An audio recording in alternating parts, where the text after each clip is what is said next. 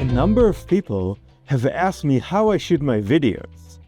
I would love to share with you how I capture quality video and audio and get stable shots while riding my bike. I utilize a few different cameras depending on what I need to shoot.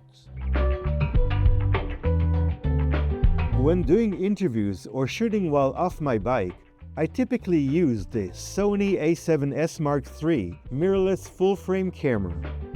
It's really a workhorse of a camera and has great battery life.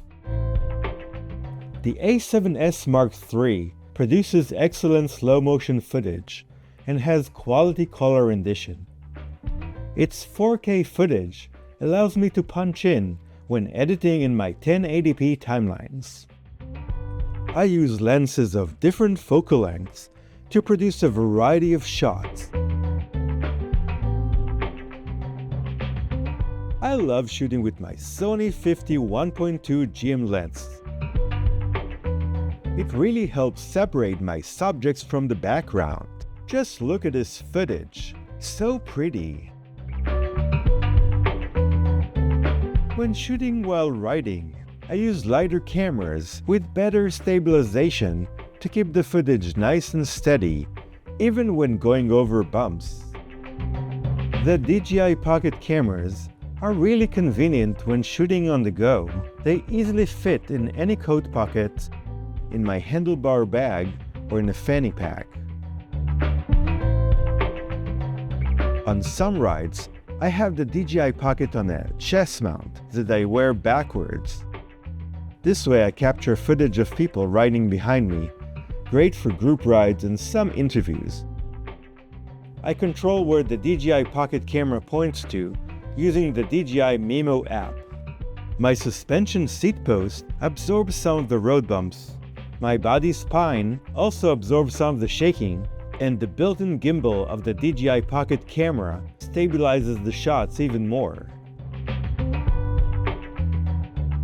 A lot of my more impressive ride shots are taken with the Insta360 RS 1-inch camera. It produces cool-looking 360 footage that you can adjust in post to choose the angle of your liking. There are endless possibilities with this kind of camera, as you can attach it to various parts of your bike. To capture wide shots of my surroundings on a bike ride, I place a light stand onto the Turn GSD's panniers and secure it to the Turn Clubhouse accessory using old bike tubes. The camera screws into the light stand and raises high up in the air. I've used the Insta360 RS 1-inch camera to capture high-angle shots of parties, take interesting wide-angle shots of tight spaces, pan around an event space, and so much more. The audio gear I use the most these days is the Rode Go 2 wireless set.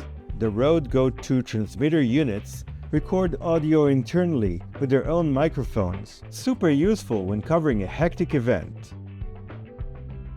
In many cases, I intentionally don't use the Rode Go 2 receiver unit so that I can get an additional sound source coming from my Sony ECM B1M shotgun microphone.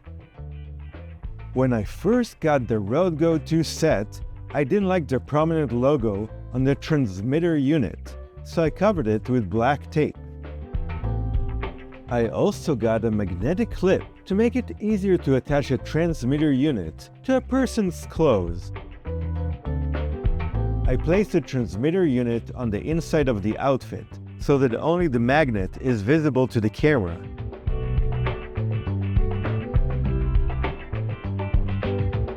Alternatively, you can get the circular magnet sticker that also covers the logo. I recommend getting a few spare magnets, as those tend to get lost. I do have a few lavalier lapel mics that plug into the Rode Go 2 transmitter unit, and will use them if I have time to set them up. There are occasions when I use my Zoom H1 portable sound recorder when placing a microphone on the people speaking is not an option. or when connecting to a sound system.